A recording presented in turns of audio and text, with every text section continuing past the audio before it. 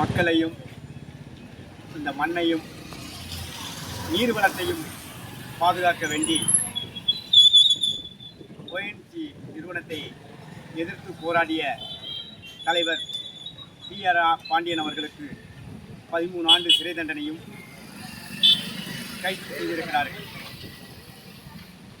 இது மிக மிக வருத்தத்தை அளிக்கிறது.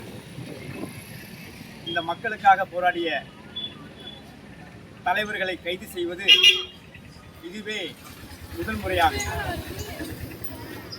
இன்று அனைத்து சங்க தலைவர்களும் சமூக ஆர்வலர்களும் விவசாயிகளும் ஒன்றிணைந்து கையெழுத்து இயக்கம்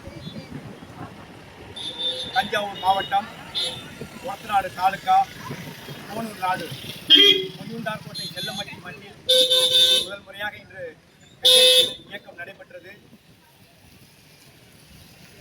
நீதிமன்றத்தை தமிழக அரசு முறையிட்டு விரைவில் அவரை தலைவர் PR பாண்டியன் அவர்களை விடுதலை செய்யுமாறு விவசாயிகள் சார்பாக கேட்டுக்கொள்கிறோம்.